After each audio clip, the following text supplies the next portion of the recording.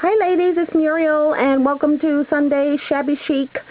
So today I woke up and it hit me that I have two people, two co-workers actually. One is my boss and one is a co-worker, and both birthdays are on Halloween, October 31st.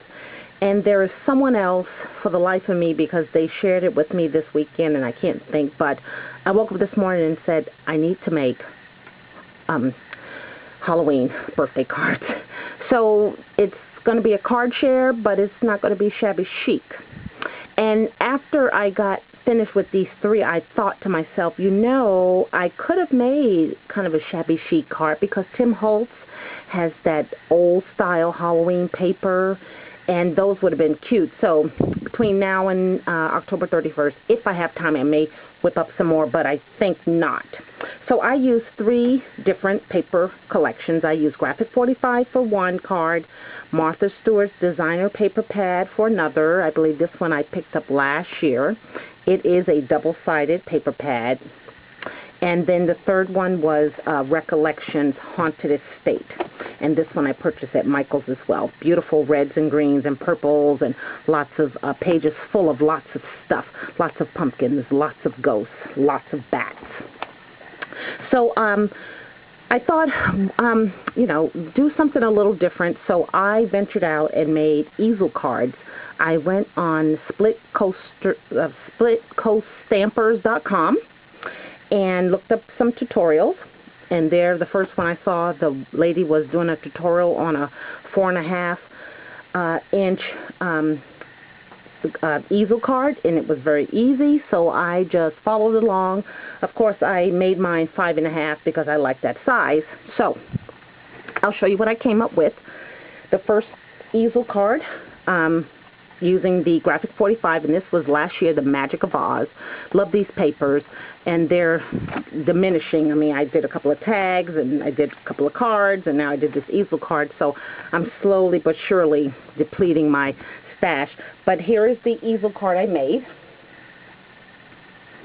and it turned out really cute. I like easel cards. So it's a 5.5 by 5.5, and I just did a lot of fussy cutting and a lot of layering. I got the witch on top up there, and I have the scarecrow that I paper pierced out. I have Dorothy, and then a scarecrow down here as well, and in the background, I believe, are some munchkins, and then I did a flower cluster over here with some I don't think they're I am roses. I believe they're probably wild orchid crafts. I keep my flowers all in one drawer. It's a mix, match, hodgepodge, just how I like it. And then I did a stick pin. I'm into making some stick pins. So this is a real small one, just has purple, black, and a kind of a rust color to kind of blend in with the designer paper. So you know the easel card, they fold down like this. So this would be able to get into a big enough envelope, because you can see the witches extends past the card, or you would have to make a box for it.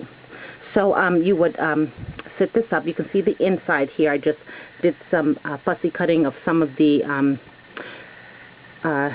embellishments inside the collection, some of the poppy seeds, and the that's like one of those northeast, southwest, I don't want to say thermometer, but I know that's not it. I can't think of it right now. So the card will sit like this. It kind of rests right there at that landing. Very, very fun to do. I totally enjoyed making these. Totally. And there's Toto there with Dorothy. Very beautiful collection. And then on the back, I have my made by hand. So that was the first one. That was by Graphic 45. We will just sit you right there. And then the second one is from the paper pad by Martha Stewart. And this paper pad here, again, very nice. Big spiders. There's even some foil paper in here. It's all cut up. Bats, and look at that beautiful owl sitting there on a branch. Lots of, you know, Halloween wording, some crows.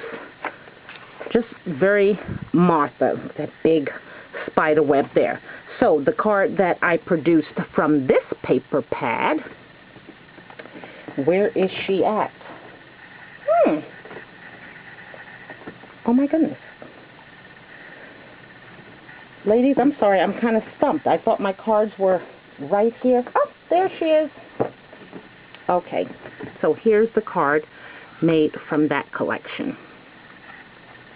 So we have a witch with a big cauldron pot, and it looks like she's dropping in a spider, and two of them are crawling out, and there's some bones in there, and then you got some of the Wicked Witch feet over here. So this was fun to do too. And again, the witch extends past the card, so I'm going to need to either make a box for this or a big enough envelope. And then on the inside here, I have a spider web and one of those big spiders and just some of those cutouts that Martha has in her pack, which are absolutely beautiful. I put some stickles on the word potion here, so it'd be all glitter.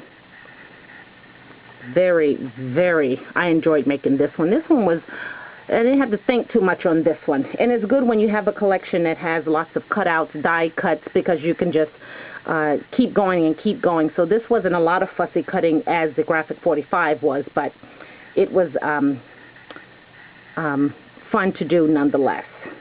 So, and again, you can see the back of it. You can see how the card is made. And I invite you to go over to the splitcoaststampers.com and just look up Easel, but you ladies probably already know how to make one. This is my very first time at making the Easel card, and I absolutely love them. So we're going to put you over here, and then the third one is from the Recollections paper pad. Look at those bright purples. And these pages as well. You have your typical spider webs. You have a bunch of keys. There's a page full of candy corn, more spiders, witches' hats. There's some letters. So I've showed this pad before when I purchased it. So I'll show you what I did with this one. Okay, and here is the Easel card that I made with this one here. Very colorful. Now this card here, I did something a little different. I made one of those pocket envelopes and put this candy in here. That's where you take a 12 by 12 sheet of paper and you score it at 6 inches, and then you turn it over and turn it 90 degrees, and you score it 2 more spots, and you kind of fold them over. I'm sure you ladies know that too. But and then I just glued it onto the back of the easel part here.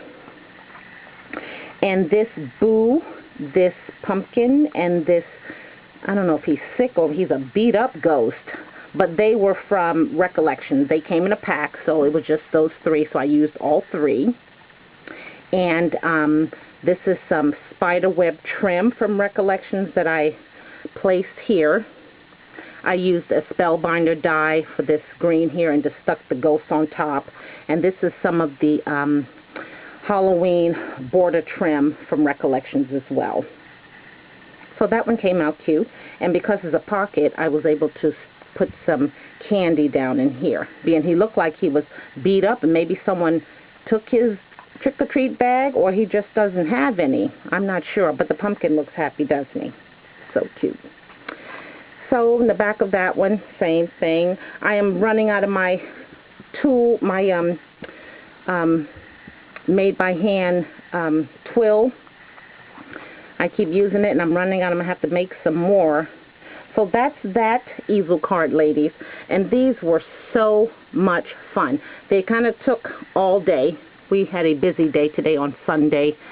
But I did get them done, and I'm so happy to share them with you.